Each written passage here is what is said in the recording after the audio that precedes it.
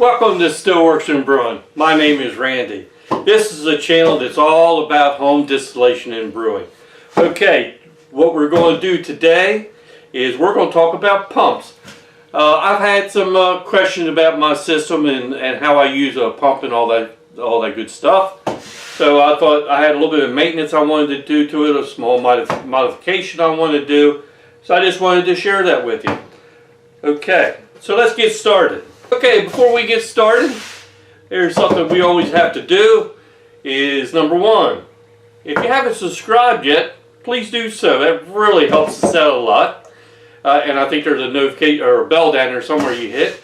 Hit that notification bell so you won't miss anything. If you like what you see, give us a thumbs up. And don't forget to share us with your friends. And the last thing is, leave a comment. I'll get back to you as soon as I can. Alright, so now we can get started. Let's start checking out pumps. Okay, so here's my pump on my brewing rack here. You can see the pumps mounted down there. Got quick couplers on there. We'll get into that. And if you notice up here is a switch where I can just turn it on and off very easy. Okay, my brew stand is plugged into a GFI receptacle, so because anytime you're around electric and water close to each other, you got to be using a GFI receptacle. Okay, all right, so let's get things set up. I'm gonna be removing my pump thing. We'll put it up here on the top and then we'll get into it. So I'll be back. Okay, so here's my pump. I dismounted it from the stand there. If you notice,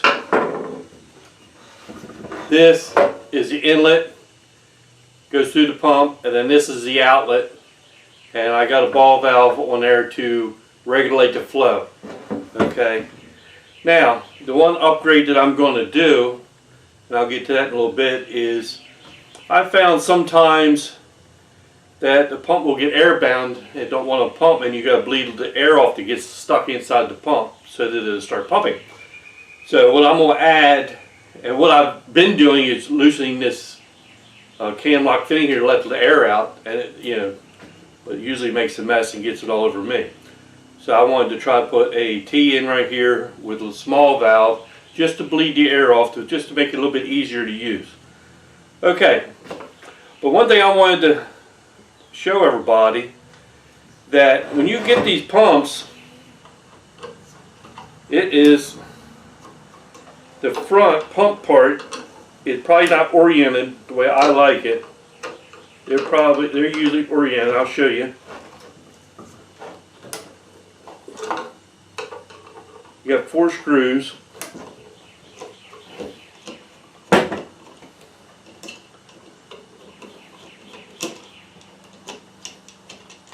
Take these 4 screws out.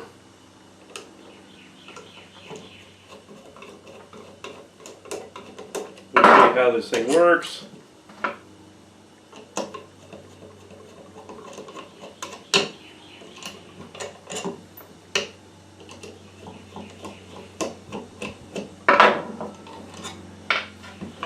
Okay, so when you usually get these pumps, they're used most of the time. I think they're oriented, the inlet and the outlet, like at 3 o'clock and 9 o'clock. Okay, which is fine. But in my brew house here, this part of the brew house is not heated during the winter if I'm not out here. So when I drain everything, it would leave water here. So I was afraid it would freeze and bust. Okay, so the pump is actually inside here. There's a magnet right here which actually turns the impeller of the pump, and that's why you can pump boiling water and all that stuff. So what I did is reorient this where it's at inlet is at 6 o'clock and the outlet is at 12 o'clock. So when you unhook the hoses, everything can drain. Okay, so with that being said, if you would ever happen to get something plugged inside the pump, you can take out these 4 screws. This cover comes off and there's a plastic impeller in there that actually does the pumping. And then you can clean all that out. I did have that happen one time. It got some hops got stuck in there. Okay, so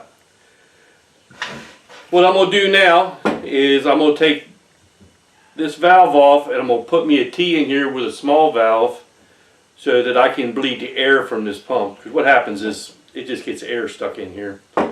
And then let me get that done. I'll get it put back together, then I'll be back and then we'll show you some of the other things about the pump. Okay? Okay, so I got my little modification done. All I did is I put a T in here with a small ball valve here.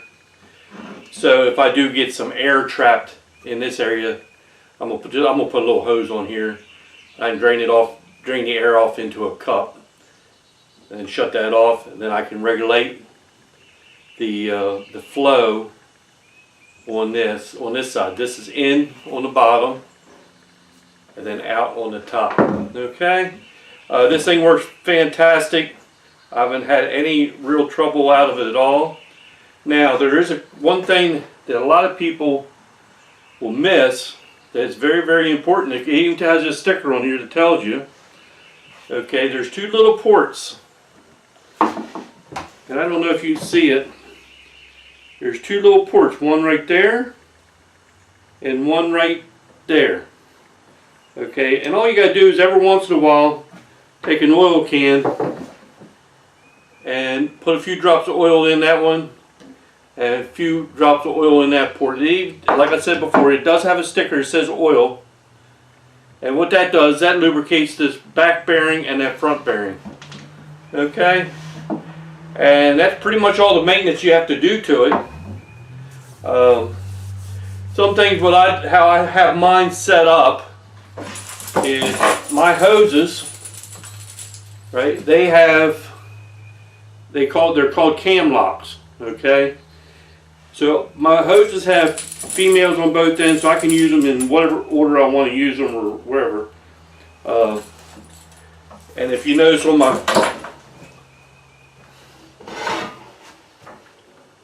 my brew pot, I got a male fitting on my brew pot. I got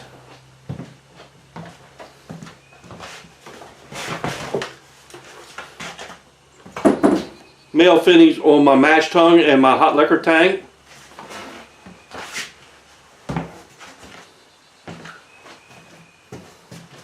And I got male fittings on my my plate chiller here. So with that being said, I can take water out of my brew pot and I can put it in all over the place. And if you've seen me probably use before, when I'm filling my mash tun and stuff like that, I made this up where I can hook the hose on here and hang it over the mash tun to add hot water. The way the cam lock works, they're very sanitary because there's nowhere for stuff to build. You can take that gasket out, you can clean all in there. It's a matter of just pushing it in there and pull these two levers down. It's locked on. It will not leak. Okay? So I got like 3 hoses, a couple different lengths. It works fantastic. What else can I say about it? So I'll have this coming in on this side now. If it does happen to get airlocked, I can bleed air off this way and I can adjust my flow. And usually what I use that for is for adjusting flow through my plate chiller so that it comes out to the temperature that I want. I like using a pump because you're picking up, I don't know, 8 gallons of hot boiling water. It just don't sound too safe. It's just a lot easier. I think I paid somewhere about $100 for this pump and then whatever fittings and all that stuff. It's well worth the money. There's a few different models on the market.